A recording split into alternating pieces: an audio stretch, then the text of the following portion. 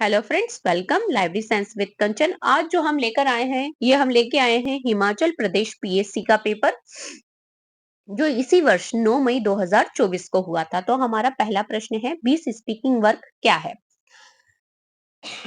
बीस speaking work का क्या मतलब है? Inter library loan, reservation of books, check in of books and AI based reference service. तो ये है हमारा रिजर्वेशन ऑफ बुक्स और ये दिया था रंगनाथन जी ने। हमारा अगला प्रश्न है, a collection of writing publish in honour of a learn person is called. किसी व्यक्ति के सम्मान में प्रकाशित लेखकों के संग्रह को कहा जाता है। तो ये जीवनी कहलाते हैं, आत्मकथा कहलाते हैं, जीवन सार कहलाते हैं या अभिनंदन ग्रंथ। तो फ्रेंचेस जो होते हैं ये हमारे कहलाते हैं। फिर है, कैसेट फॉर्मूला है रंगनाथन जी द्वारा दिया हुआ बुक नंबर का, जिसमें कि हमें सभी जो है सिक्स एडिशन के अकॉर्डिंग बताया गया है कि ए मतलब accession number, C copy number, C R criticism. वैसे कोलन जी भी यूज किया जाता है क्रिटिसिज्म के लिए। फिर आपका form number, L language, S supplement number, V volume and Y year. तो अब हमें जो था कनेक्टिंग सिंबल्स हैं थोड़े से, और थोड़ा सा वी और वाई का वेरिएशन कर दिया है। तो देखिए ए और बी तो नहीं होगा क्योंकि क्रिटिसिज्म सबसे आखिरी में रखे जाते हैं, तो वहां केवल सी है। अब हमारा ऑप्शन होना था सी और डी में से, तो जो कनेक्टिंग सिंबल्स और सबके अकॉर्डिंग जो होगा हमारा, वो हो जाएगा हमारा डी वाला इसका answer. Pure subject obtain from, जो शुद्ध विषय है इनकी प्राप्ति हमें कहाँ से होती है? शुद्ध विषय किसके द्वारा प्राप्त किए जाते हैं? तो शुद्ध विषय जो आपके प्राप्त किए जाते हैं, डिस्टिलेशन, आसवन, है ना, जब छनकर विषय बनता है डिस्टिलेशन से, तो हम में शुद्ध विषय मिलते हैं। The facility of renewal of document is found in the module of automation software. दस्तावेजों के नवीनीकरण की सुविधा स्वचालन सॉफ्टवेयर की किस मॉड्यूल में पाई जाती है? कि जब हमें कोई डॉक्यूमेंट रिन्यू करना है, तो और हमारी लाइब्रेरी ऑटोमेटेड है, तो हम किसके द्वारा करेंगे? तो ये हम करेंगे सीरियल कंट्रोल से, सर्कुलेशन से, रिपोर्टिंग से या एक्विजिशन से। तो ये हम करेंगे सर्कुलेशन, जिसको हम कहते हैं परिसंचरण और संचलन भी कहा जाता है। Select the odd one out, BMP, JPEG, EVI और जीआईएफ। हमें इनमें से अलग करना था। तो हमें जो इसमें से दिख रहा है कि एवीआई बाकी की जो कैटेगरी है इमेज वाली उससे अलग जा रही है। फिर है, which of the following decimal fraction is correctly arrange by their increasing value as DDC. हमें जो है इन फ्रैक्शंस की इंक्रीजिंग वैल्यू दिखानी है, जैसे कि डीडीसी में इनका अरेंजमेंट है। तो हम अगर देखेंगे तो सबसे पहले हमारी मेन क्लास आएगी 67, फिर 700 वाली मेन क्लास, फिर 800 वाली और फिर 900 वाली। तो ये जो है ये हमारा डी वाला इसका करेक्ट सीक्वेंस हो जाएगा इंक्रीजिंग वैल्यू के अकॉर्डिंग। थोड़ा थोड़ा सा ट्रिकी था पर क्वेश्चन अच्छा था। The last paragraph in the main entry of dictionary catalogue is called. देखिए क्वेश्चन बहुत सिंपल है, लेकिन कितना घुमा के पूछा है कि जब हम डिक्शनरी कैटलॉग बनाते हैं तो सबसे लास्ट पैराग्राफ, आप वहां सोच में पड़ जाएंगे कि पैराग्राफ क्या होता है। यहाँ पैराग्राफ किसको कहा है? अनुच्छेद, है ना। देखिए यहाँ फिर हिंदी वाले में क्लियर किया है उन्होंने, जो हम सेक्शंस बनाते हैं। तो हमारा लास्ट सेक्शन कौन सा होता है? Note section, sorry, addition section, tracing section, accession number section. ये होता है हमारा tracing section. Which of the following state do not have library legislation? किस स्टेट में लाइब्रेरी लेजिस्लेशन नहीं है? तेलंगाना में है, हिमाचल प्रदेश में, उत्तर प्रदेश में है, बिहार में है। तो चूंकि ये हिमाचल प्रदेश का पेपर है इसलिए यहाँ हिमाचल प्रदेश ही दिया है, यही आंसर है। जो लोग एमपी सेट की तैयारी कर रहे हैं उनको ये प्रश्न एमपी के संदर्भ में भी आ सकता है। Find the odd one out, हमें इनमें से एक को अलग चुनना है कि इनमें से कौन अलग है। Cross reference index entry, cross reference entry, book index entry और क्लास इंडेक्स एंट्री। तो देखिए ये जो इंडेक्स इंडेक्स एंट्री है, आपने मेरा सीसीसी वाला वीडियो नहीं देखा है उसमें बहुत क्लियर मैंने एक-एक डिटेल में बताया है। आप वो वीडियो ज़रूर जाके देखिए। तो सीधे से जो हमारी तीनों इंडेक्स हैं वो एक कैटेगरी में आ जाएँगी और जो इनसे अलग हो रही है वो हो रही है हमारी सीआरई, क्रॉस रेफरेंस एंट्री। तो अभी हमारा आंसर हो जाएगा। फिर है SYS PAR डॉट PAR विशेषता है। ये किसकी विशेषता है?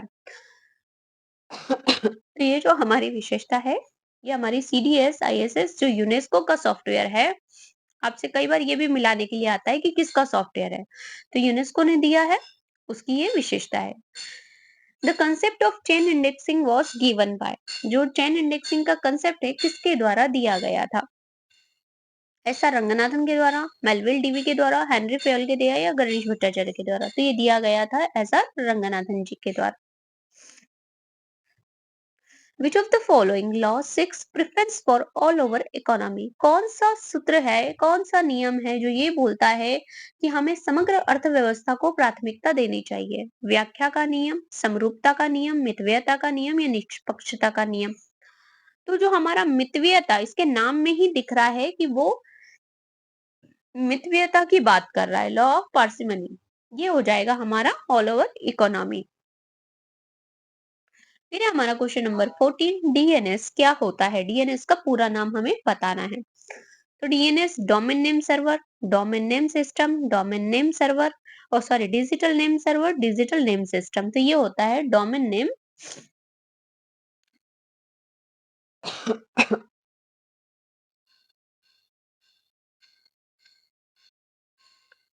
डोमेन नेम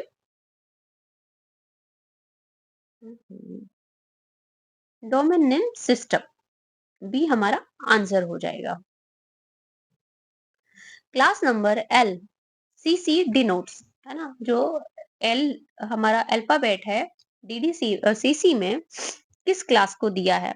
जंतु विज्ञान को, वनस्पति विज्ञान को, चिकित्सा विज्ञान को या इनमें से कोई नहीं? तो ये दिया है एल मेडिसिन को। विच of the following is an interactive book marking tool? इनमें से क्या एक इंटरैक्टिव जो है आपका बुक मार्किंग टूल है? फेसबुक, लिंक्डइन, आरएसएस या डिलीशियस? तो डिलीशियस।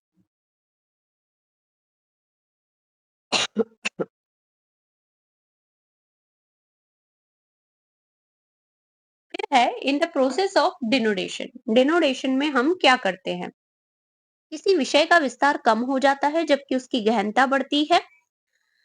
किसी विषय का विस्तार बढ़ जाता है जबकि उसकी गहनता कम हो जाती है।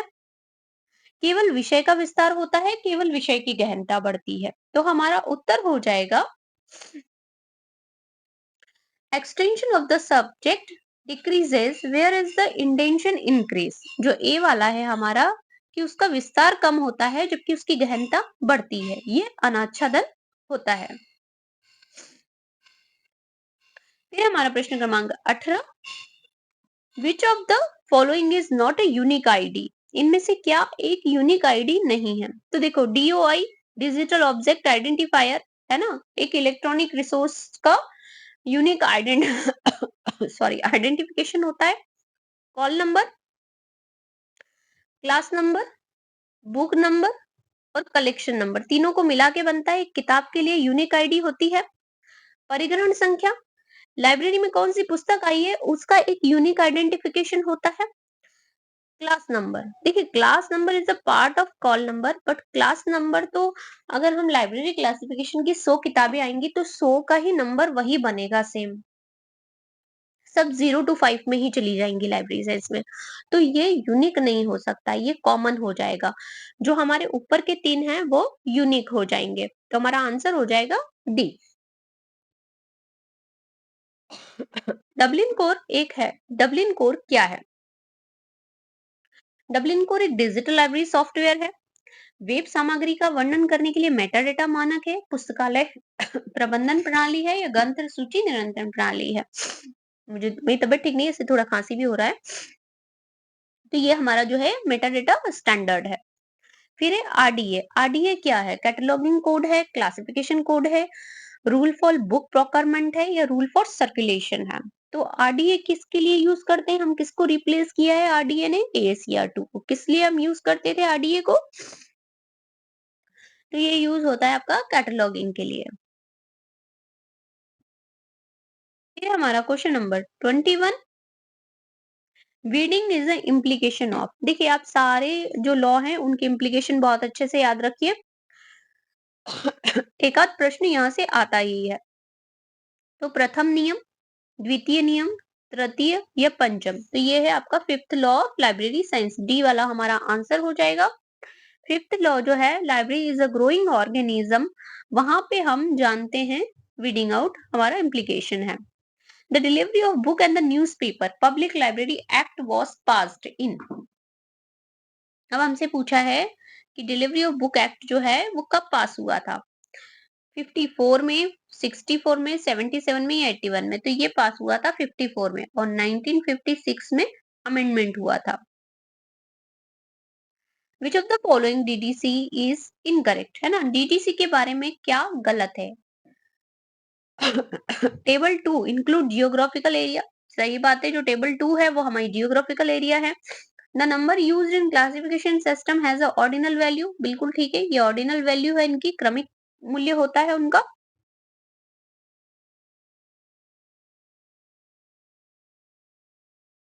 फिर है the second summary in DDC is 1000 section. तो गलत है। 10, 100 एंड 1000, तो सेकंड में कितने होंगे? 100 होंगे। यही हमारा आंसर हो जाएगा कि क्या उसके बारे में सही नहीं है। दशमलव अंश के प्रत्येक अंक का अपना निश्चित निरपेक्ष मान होता है। तो ये जो है तीनों बातें सही हैं।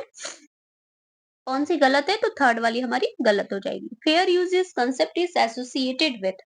जो फेयर यूज है वो किससे गया है? Using digital technology for the dissemination of information, limited use of copyrighted material without the need of permission from the copyright owner, digital copying, digital copying of copyright material without permission from the copyright owner, free use of copyrighted material for commercial purpose. तो देखिए copyright में fair use, fair deal जो होता है कि आप कुछ purpose के लिए, है ना, बिना मतलब लिमिटेड मटेरियल को आप यूज कर सकते हैं बिना उसके ऑनर की परमिशन के। तो बी वाला हमारा सही हो जाएगा।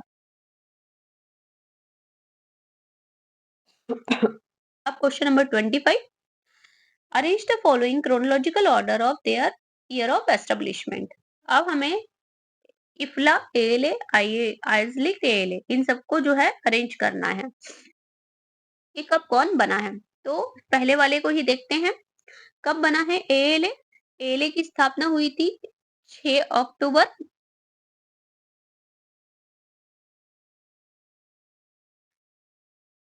1876। तो हमारा एएलए सबसे पहले आ जाएगा, सबसे पुराना यही है। तो एक आ रहा है ए में, एक आ रहा है डी में। अब हम आ जाते हैं कि इफला, है ना, पहले वाले ऑप्शन में हमारा इफला है। तो इफला बना था 30 सितंबर 1927 को।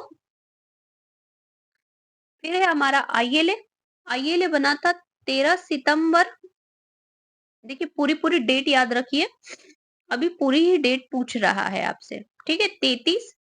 फिर है हमारा लास्ट आयरलिक। आयरलिक आपका बना है 3 सितंबर 1955। तो हमारा ए वाला जो है वो उत्तर हो जाएगा कि एले, इफला, आईएलए, आयरलिक।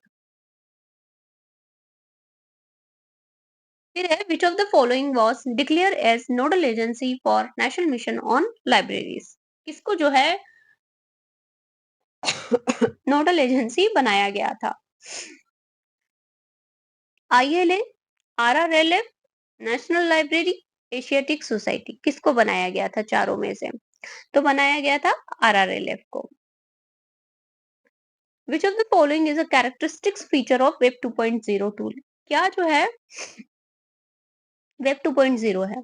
स्टैटिक कंटेंट होता है, यूजर जनरेटेड होता है, लिमिटेड इंटरेक्टिविटी होती है, कंट्रोल एक्सेस होता है। तो बाकी जो चीजें हैं वो आपकी 1.0 में आ जाती है, इवन उसमें भी नहीं आती है। लेकिन जो है कि यूजर आपका सामग्री जो है सृजित कर सकता है। ये वेब 2.0 की विशेषता है। तो बी वाला हमारा आंसर हो जाएगा।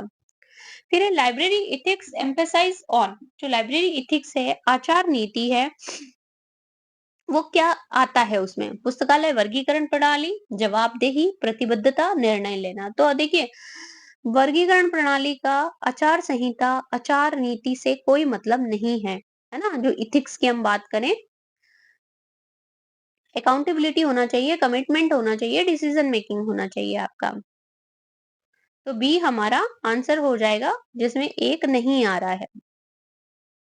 फिर विच of the following regarding prenatal cataloguing is correct, है ना? देखिए, अच्छा क्वेश्चन है। इस तरह से ये क्वेश्चन आएंगे कि आपसे सेंटेंस बना के पूछा जाएगा।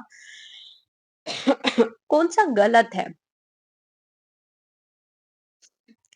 The idea was proposed by doctor S R Ranganathan, correct. A catalogue is prepared before the book is released for the sale और यूज, ठीक है ना? कैटलॉग पहले ही प्रिपेयर कर लिया जाता है पुस्तक की बिक्री के पहले। A master stencil of catalog card for the book will be prepared. एक मास्टर स्टेंसिल तैयार किया जाता है, ये भी ठीक है। अब ये RRLF is designated agency for prenatal cataloguing, ये गलत है ना? जो पब्लिशर होता है वही बना के दे देता है, RRLF को इसके लिए असाइन नहीं किया गया है। तो डी हमारा आंसर हो जाएगा कि ये बात इसके बारे में गलत है। फिर है scientific management is associated with. जो साइंटिफिक मैनेजमेंट है, किससे संबंधित है? FW टेलर से, नोम चॉम्स्की से, नीना ब्राउन से, या एसआर रंगनाथन से। तो साइंटिफिक मैनेजमेंट है जो हमारा, इसके फादर कहे जाते हैं, एसोसिएटेड मानेंगे FW टेलर को। Book mobiles refers to. Book mobile किससे संबंधित है? तो बुक मोबाइल संबंधित है आपका library available on cell phones mobiles, a library on a wheels, a popular book on using mobile for library service, a network of libraries. तो ये library on a wheel, ये जो है बुक मोबाइल से संबंधित है। Review article are example of. जो समीक्षा आलेख होते हैं, वो किस तरह के सोर्सेस माने जाएंगे? प्राथमिक, द्वितीयक, तृतीयक और डिजिटल। तो देखिए, समीक्षा आलेख प्राथमिक नहीं हो सकते हैं, क्योंकि किसी आलेख को लिखना प्राथमिक होगा, फिर उस लिखे हुए आलेख पर हम समीक्षा कर रहे हैं, तो that is clearly indicate it secondary sources हैं, क्योंकि प्राइमरी पे बेस रखकर बनाए गए हैं।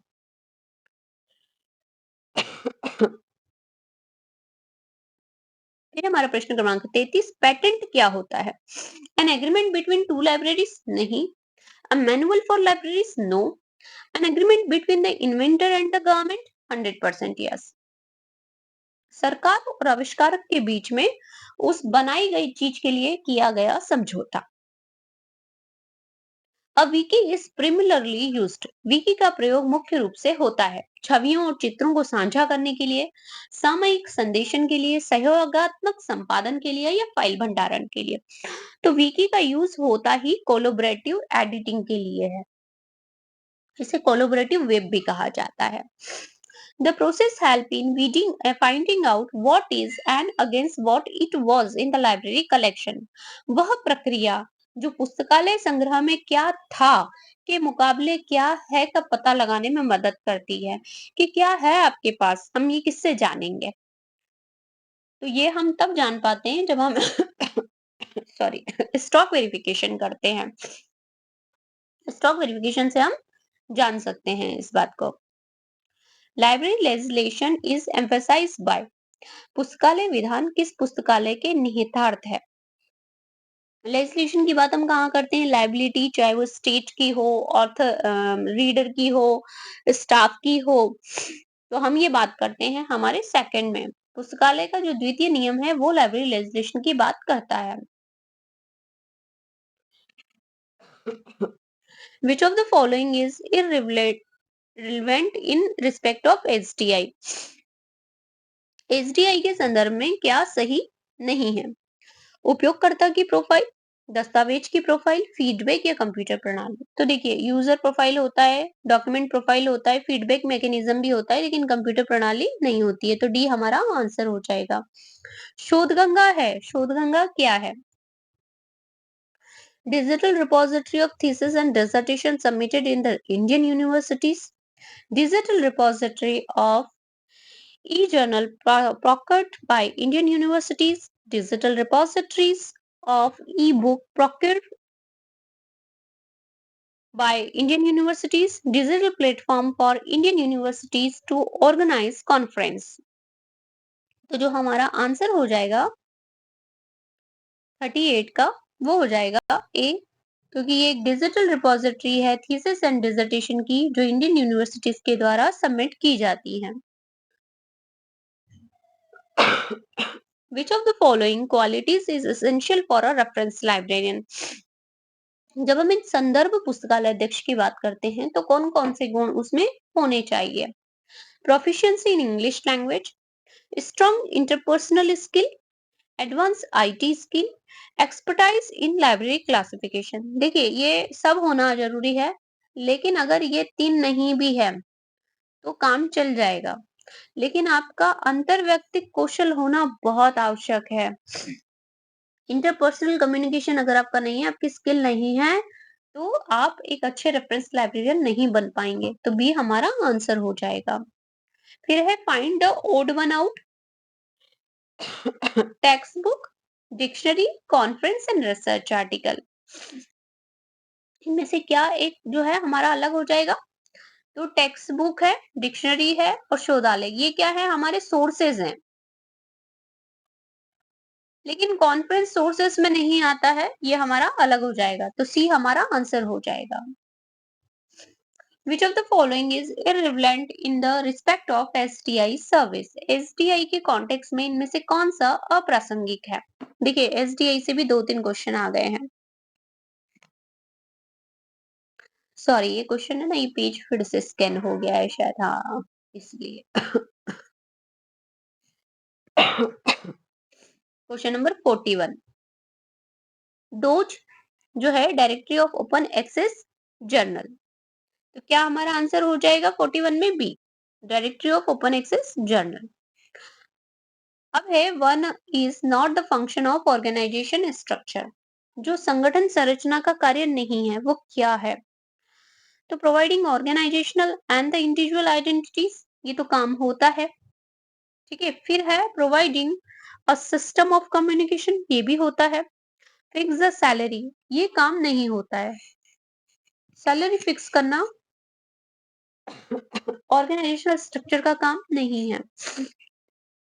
कुशल कार्य प्रणाली प्रदान करना, ये भी काम है। तो सीधे सीधे हमारा सी आंसर हो जाएगा। एक लाइब्रेरियन की प्राथमिक भूमिका है procurement of reading material for library, facilitated access to information, arrangement of books and library material, provide counselling service to library user. तो देखिए, पहली अगर फॉरमोस्ट हम पूछेंगे कि पहला काम क्या है, तो पहला काम होता है सूचना की सुगमता, है ना, सुगम पहुंच बनाना, कि इजीली इंफॉर्मेशन मिले सबको। बी हमारा आंसर हो जाएगा। बाकी सब भी उसके रोल हैं, बट सॉरी प्राइमरी नहीं है। सूचना समेकन एवं सम्मिश्रण की प्रक्रिया, information consolidation in the repackaging, जो पैकेजिंग की कहते हैं, वो क्या करती है? enhance the efficiency of library procurement, help in the management of library staff, simplify the process of information retrieval, enhance computing skill of library users। तो देखिए, आपको जब अगर हम कंसोलिडेशन एंड पैकेजिंग की बात करते हैं या रीपैकेजिंग ऑफ इंफॉर्मेशन की बात की जाती है, तो सीधे सीधे बात होती है सूचना के संप्रेषण की, उसे किसी व्यक्ति तक, उसके यूजर एंड यूजर तक पहुंचाने की। तो हम बात कर रहे हैं इंफॉर्मेशन रिट्राइवल की। Simplify the process of information retrieval, ये हमारा आंसर हो जाएगा।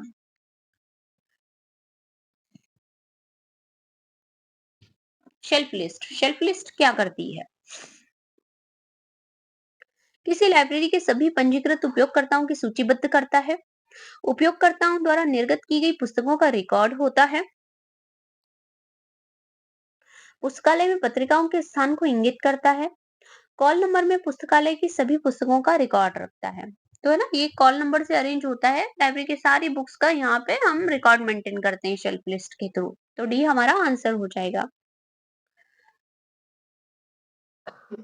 Process of determining the skill and the knowledge required for performing job in the organization is called।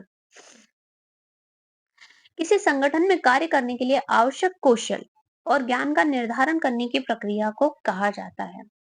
सीधे सीधे कि आप उस जॉब के लिए ठीक हैं या नहीं है, आपके पास वो स्किल है नहीं है, क्या कहलाता है? तो ये कहलाता है आपका जॉब एनालिसिस करना। अब है हमारा question number 47। See reference direct user from. संदर्भ देखे प्रविष्टियां जो होती हैं वो बनाई जाती हैं, तो वो उपयोगकर्ताओं को क्या निर्देशित करती हैं? अनप्रिफर्ड और unestablish heading to the preferred और establish heading, one establish heading to another established heading, A और B both and none of the above. तो देखिए, जब हम सी रेफरेंस वाली एंट्रियां बनाते हैं तो हम इसीलिए बनाते हैं कि एक एक फैमिलियर टर्म है, एक अनफैमिलियर टर्म है ना, एक प्रिफर्ड है, एक नॉन प्रिफर्ड है या अनप्रिफर्ड है। तो आप धनपत राय को जानते हैं तो नवाब राय को जान सकें, है ना? आप मुंशी प्रेमचंद को जानते हैं तो नवाब राय को जान सकें। इसलिए क्रॉस रेफरेंस एंट्रियां, जो सी रेफरेंस वाली एंट्रियां बनाई जाती हैं, है ना? तो अप्रतिष्ठित और अस्थापित शीर्षक से पसंदीदा और स्थापित शीर्षक की ओर आप जा सकें। तो ये हमारा आंसर हो जाएगा।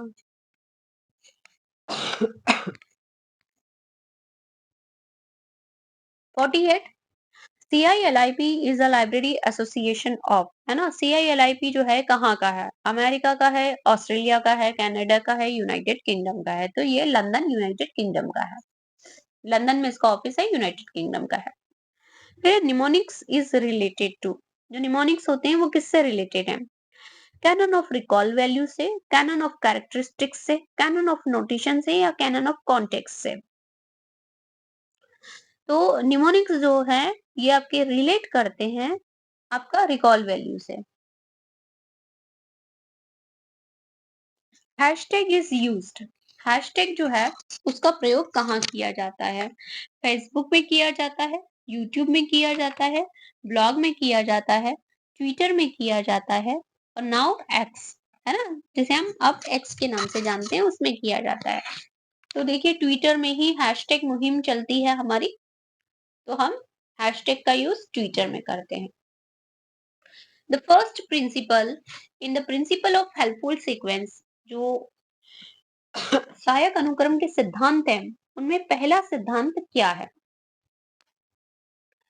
Principal of later in time, principle of literary warrant, principle for quantitative measure, principle principle of alphabetical sequence. तो जो कालांतर का सिद्धांत है वो हमारा प्रथम सिद्धांत है। पुस्तकालय समिति है, पुस्तकालय समिति जो है वो क्या है आपका? टॉप लेवल मैनेजमेंट है, मिडिल लेवल है, लो है या बी और सी है? तो ये आपका टॉप लेवल मैनेजमेंट पे आ जाती है library committee. Sort stand for, ठीक है, सॉर्ट बहुत इंपॉर्टेंट है। सॉर्ट के साथ साथ जोहारी विंडोज भी इंपॉर्टेंट है। मैंने अभी कम्युनिटी में बहुत सारे क्वेश्चन पूछे हुए हैं सॉर्ट और जोहारी विंडो से, आप जाकर वहां एक्सरसाइज कर सकते हैं। हमें यहाँ फुल फॉर्म पूछा है, इसके जो है इंटरनल फैक्टर एक्सटर्नल फैक्टर भी पूछे जाते हैं, तो हमें वो भी पता होना चाहिए। तो हमारा जो पहला वाला है वही इसका strength, weakness, opportunity and threats, यही वाला सही हो जाएगा। Question number 54। Web of science क्या है? Popular E book on scientific experiment, an online subscription based citation and indexing service, an electronic science journal, an online union catalogue. तो ये है हमारा एक सब्सक्रिप्शन बेस्ड साइटेशन डाटाबेस, है ना, एक सर्विस है साइटेशन की। इन सेपरेटेबिलिटी रेफर टू, अविभाज्यता से तात्पर्य है सीधे सीधे मार्केटिंग का क्वेश्चन है। अगर आप मार्केटिंग पढ़ेंगे लाइब्रेरी मार्केटिंग की हम जब बात करते हैं, तो सेवा उत्पादन में उपयोगकर्ता की भागीदारी, ये इसका आंसर हो जाएगा। ठीक है? कि हम जो सेवाएँ दे रहे हैं, सेवा जनरेट कर रहे हैं, उसमें हमारे यूज़र भी हमें पार्टिसिपेट कर रहे हैं। क्यों? क्योंकि यूज़र के पार्टिसिपेशन पे ही मैटर करता है कि हमें सर्विस क्या देना है, किस तरह से देना है, उनका क्या फीडबैक आ रहा है। तो ये होता है अविभाज्यता का सिद्धांत, है ना? ये मार्केटिंग से रिलेटेड है। In Mark 21, which of the following is allocated for subject access entries and terms? है ना? विषय अभिगम प्रविष्टियां तथा शर्तें हेतु आवंटित हैं। सब्जेक्ट एंट्रीज हम किस में बनाएंगे? सीधे सीधे 300 में, 400 में, 500 में या 600 में? तो देखिए, जो सब्जेक्ट एंट्रीज बनाई जाती हैं वो 650, 610 है ना, यहाँ पे बनाई जाती हैं, तो आपका 600 आंसर हो जाएगा। Unity of command refer to, आदेश की एकता से तात्पर्य है व्यक्तिगत या समूहित विशिष्ट कार्य एवं प्रबंधक, एक प्रधान, एक योजना, एक व्यक्ति, एक स्वामी। वन पर्सन वन बॉस, जो डी है हमारा आंसर हो जाएगा कि आदेश की एकता, एक ही व्यक्ति द्वारा आदेश जारी किए जाने चाहिए। फिर है निम्नलिखित में से बुलियन ऑपरेटर है, एंड और नॉट, सीधे पहले ही हमारा आंसर हो जाएगा। जॉर्ज बुले ने दिए थे ये Boolean operator. Official circulars are example of, जो आधिकारिक परिपत्र होते हैं वो किस तरह का संचार है? पारस्परिक, द्राक्षा, औपचारिक, बी और सी दोनों। तो ये जो है औपचारिक होते हैं, फॉर्मल कम्युनिकेशन होता है हमारा office circulars. One which is not check control of library acquisition section, जब हम लाइब्रेरी का एक्विजिशन प्लान करते हैं तो उसमें चेक कंट्रोल पॉइंट्स होते हैं कि हमें क्या क्या चेक करना है। तो अवेलेबिलिटी ऑफ फंड हम चेक करेंगे 101%। ठीक है? यूज ऑफ रीडिंग मटेरियल, पाठक कैसा पुस्तकें पढ़ना पसंद कर रहा है वो हम देखेंगे। हमारी नीड क्या है यूजर की, हम वो भी देखेंगे। लेकिन स्केलेबिलिटी ऑफ लाइब्रेरी प्रीमिसर, है ना, मतलब उसका जो पुस्तकालय का परिसर है वो कहीं पे भी एक्विजिशन में नहीं आता है। तो सी हमारा आंसर हो जाएगा। Mark the odd one out, हमें इनमें से एक को अलग करना है। Notepad, Java, WordPad, MS Word. देखिए बाकी जो तीन हैं वो आपके स्क्रिप्ट है, हम लिखते हैं उनमें, है ना, राइटिंग वगैरह, लेकिन जावा जो है वो हमारी प्रोग्रामिंग लैंग्वेज है, तो वो इनसे अलग हो जाती है।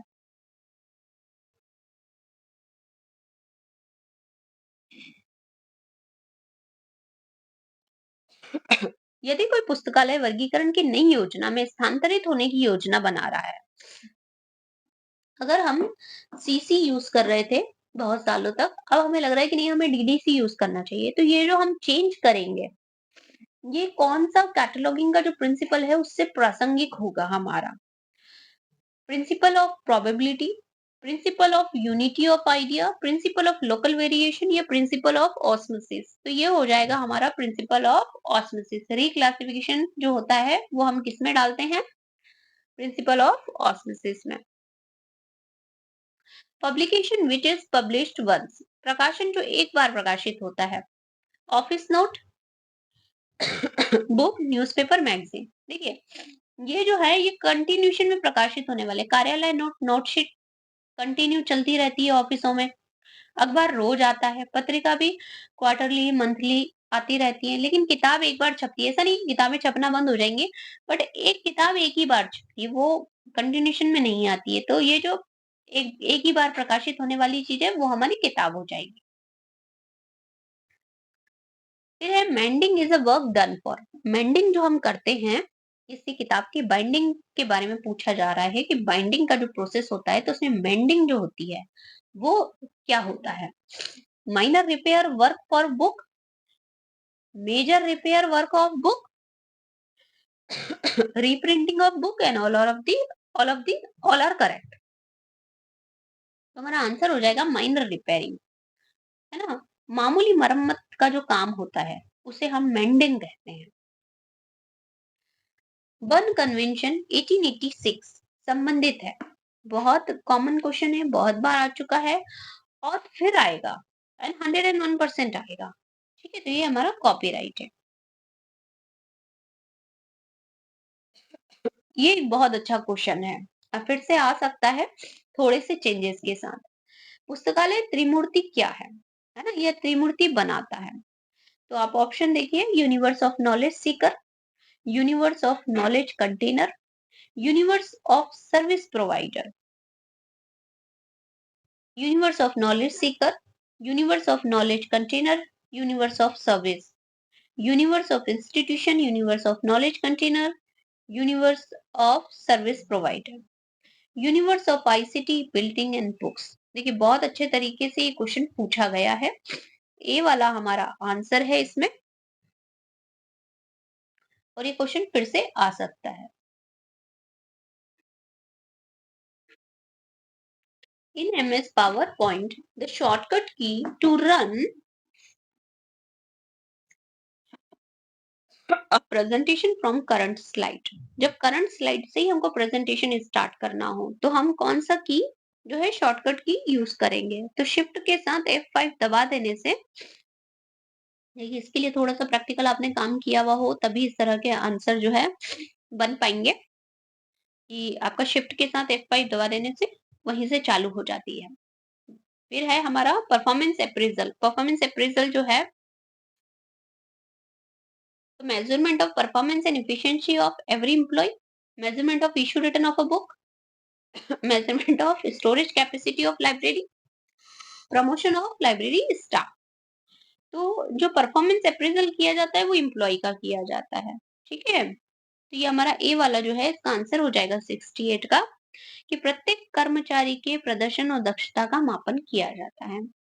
निम्न में से कौन सार्वजनिक पुस्तकालयों के लिए वित्त पोषण का स्रोत नहीं है? देखिए नहीं है पूछा है, तो सेस से आता है, स्टेट गवर्नमेंट से आता है, लाइब्रेरी फाइन से भी आएगा, लेकिन यूजीसी जो है, यूजीसी का सार्वजनिक पुस्तकालयों से कोई लेना देना नहीं। यूजीसी आपकी एकेडमिक लाइब्रेरी के लिए काम करती है ना, हमारी यूनिवर्सिटी और ये सब लाइब्रेरियों के लिए देगी, नेशनल इंपॉर्टेंस जो इंस्टीट्यूशन है वहां के लिए।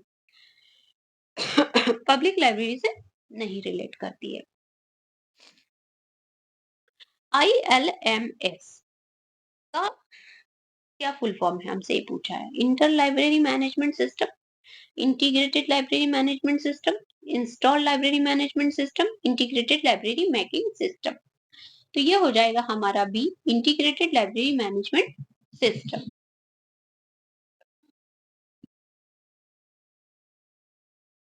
Question number 71, who design an automatic calculating machine difference engine. जो डिफरेंस इंजन है किसने बनाया था? तो जेम्स पावर्स ने, चार्ल्स बेबेज ने, ब्लेस पास्कल ने, या जॉन वॉन न्यूमैन ने। तो ये बनाया था हमारा चार्ल्स बेबेज ने। Which section maintain the stock register. जो स्टॉक रजिस्टर होता है उसे मेंटेन करना किस सेक्शन का काम होता है? एक्विजिशन का, एडमिनिस्ट्रेशन एंड फाइनेंस का, स्टेक का, या टेक्निकल का? तो ये काम होता है प्रशासन और वित्त का। फिर the component of CPU is, CPU जो है उसका कंपोनेंट क्या है? Input, output, main memory, storage, secondary storage. तो मेन मेमोरी, सी हमारा आंसर हो जाएगा। अब हमें इनको सही अनुक्रम में लगाना है। अब अगर हम देखें तो सबसे जो हमारे दिए हुए हैं, दिए हुए में सबसे छोटा है हमारा केबी, केबी से जीबी, जीबी से टीबी, टीबी टेराबाइट से पेटाबाइट। तो हमारा जो 74 में आंसर हो जाएगा ए।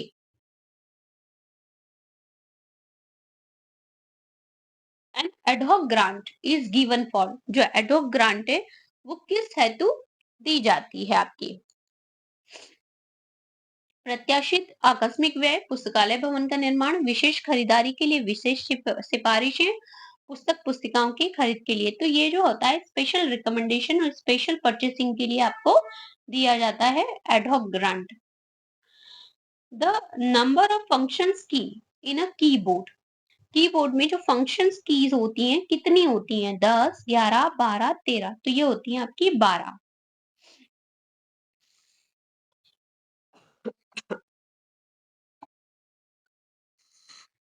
फिर है हमारा क्वेश्चन नंबर 77, एमएस वर्ड में पट्टी टेब वर्ड काउंट उपलब्ध होता है। वर्ड काउंट हम कहाँ जाके कर सकते हैं एमएस वर्ड में? व्यू में, रिव्यू में, लेआउट में या डिजाइन में। जैसे हमें कहा गया कि 3000 वर्ड में ही एक आर्टिकल लिखना है, हम आर्टिकल लिखने के बाद कौन से टैब में जाएंगे अपने वर्ड्स काउंट करने के लिए? तो हम जाएंगे रिव्यू में। जो रिव्यू टैब होती है वहां पे वर्ड काउंट का ऑप्शन होता है। फिर है हमारा क्वेश्चन नंबर 78।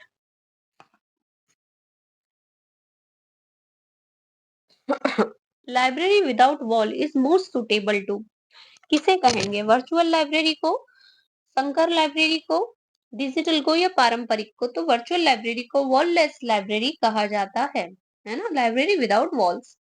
फिर है निरंतरता, सुधार या सुधार के लिए आवश्यक कदमों को निर्धारित करने के लिए संगठनात्मक प्रबंधन प्रणाली के सभी संबंधित पहलुओं के वैज्ञानिक अध्ययन और विश्लेषण को कहा जाता है। अनुरूपण, पंक्ति सिद्धांत, कार्य विश्लेषण और तंत्र विश्लेषण। तो इसे हम कहते हैं आपका सिस्टम एनालिसिस, के सिस्टम को एनालाइज करना। फिर ऑड आउट, हमें इनमें से एक को, विषम को बाहर करना है। कोहा, सोल, संजय, डी स्पेस। तो यहाँ पे हम जो है आपका ओपन और कमर्शियल में नहीं कर सकते, क्योंकि कोहा भी ओपन है और डी स्पेस भी ओपन है। अब यहाँ पे जो कैटेगरी बन रही है वो बन रही है इंटीग्रेटेड लाइब्रेरी और डिजिटल लाइब्रेरी। तो Koha, SOUL, Sanjay integrated library management software है, और डी स्पेस जो अकेला है वो आपका डिजिटल लाइब्रेरी सॉफ्टवेयर है। तो डी स्पेस बाहर हो जाएगा, डी हमारा आंसर हो जाएगा। Question number 81। MS Excel pivot tablet table is used. जो एमएस एक्सेल की पिवट तालिका होती है उसका उपयोग किया जाता है। तो उसका उपयोग किया जाता है आपका किसी सूत्र का उपयोग किए बिना, मतलब जो हम फॉर्मूला नहीं लगाएंगे और फॉर्मूला लगाए बिना ही हम डेटा को समराइज कर लेंगे। तो ये हमारा आंसर हो जाएगा। फिर है the circulation section deal with. जो सर्कुलेशन सेक्शन होता है लाइब्रेरी का वो डील करता है किससे? Shelving of the documentation, circulating the office order, charging, discharging और कैटलॉगिंग। तो सर्कुलेशन सेक्शन का काम होता है चार्जिंग, डिस्चार्जिंग करना, इश्यू रिटर्न करना। The unique sequential number automatically assigned by CDS ISS each record is called, क्या कहा जाता है? द्वितीयक कुंजी, मास्टर फाइल नंबर, रिकॉर्ड संख्या या इन्वर्टेड फाइल। तो इसे कहा जाता है मास्टर फाइल नंबर। फिर है हमारा analog signals are non continuous signal, digital signals are discrete signals. तो ये जो है हमारे दोनों ही सही है, बोथ स्टेटमेंट आर करेक्ट। फिर है हमारा question number 85। The data over internet is transfer. जो डेटा इंटरनेट के ट्रांसफर होता है इंटरनेट के थ्रू, उसे क्या कहा, मतलब किसे वो ट्रांसफर होता है, हमसे पूछा है। पैकेट से, मैसेज से, सर्किट से या नन ऑफ द अबव। तो ये होता है पैकेट स्विचिंग से। ये हमारा आंसर हो जाएगा। फिर है किसके द्वारा सामुदायिक सूचना नेटवर्क को प्रभावी ढंग से किया जा सकता है? स्पेशल लाइब्रेरी से, एकेडमिक से, स्कूल से या पब्लिक से? तो देखिए जब हम कम्युनिटी इंफॉर्मेशन की बात करते हैं तो वो हमारी बिल्ड होती है पब्लिक लाइब्रेरी में। तो डी हमारा आंसर हो जाएगा। The device could be used as input and output. जो दिया हुआ है उसमें से कौन सा डिवाइस जो है इनपुट आउटपुट दोनों रोल प्ले करता है? तो आपका मॉनिटर। डी हमारा आंसर हो जाएगा।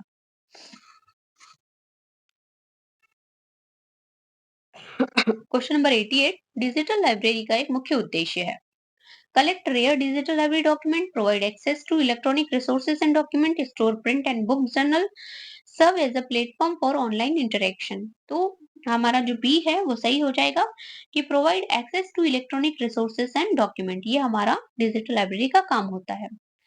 फिर है search protocol for federated searching. Federated खोज के लिए हम क्या यूज करते हैं? HTTP, SSH, FTP या Z39.50। तो Z39.50 हमारा आंसर हो जाएगा। फिर ये बौद्धिक संपदा अधिकार के अंतर्गत आच्छादित नहीं है। तो कॉपीराइट आता है, पैटेंट आता है, ट्रेडमार्क आता है, लेकिन थिसॉरस नहीं आता है। डी हमारा आंसर हो जाएगा। The application use for conducting online meeting. Online meeting करने के लिए हम कौन सा प्लेटफॉर्म यूज करते हैं? जूम, चैट जीटीपी, यूट्यूब जुमला। तो देखिए गूगल मीट हुआ, ज़ूम हुआ, टीम हुआ, ये सब का यूज़ हम ऑनलाइन मीटिंग्स के लिए करते हैं। तो ए हमारा यहाँ आंसर हो जाएगा।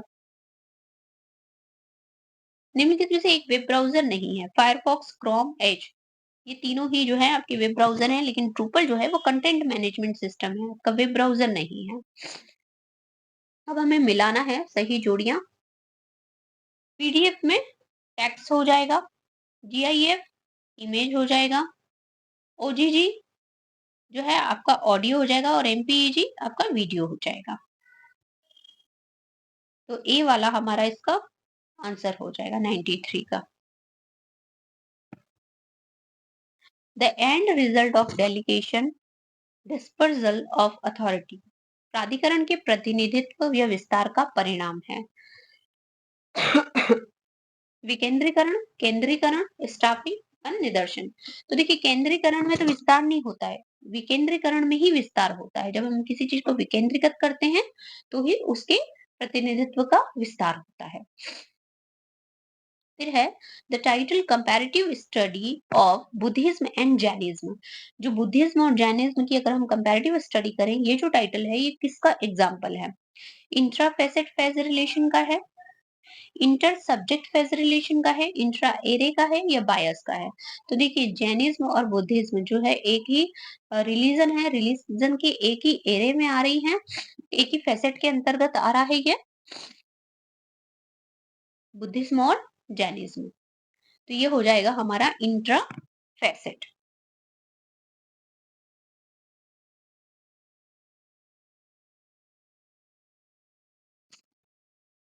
ब्लूटूथ है, ब्लूटूथ क्या है? तो ब्लूटूथ हमारा एक प्रोटोकॉल है।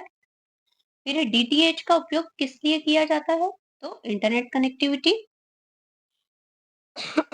जिल्दबंदी के लिए अंकों की तैयारी निम्न के द्वारा की जाती है ना? प्रिपरेशन ऑफ वॉल्यूम्स किसके द्वारा डिसाइड किए जाते हैं, कैटेगराइज किए जाते हैं कि किनकी हमें बाइंडिंग करवानी है और किसकी बाइंडिंग करवा रहे हैं हम?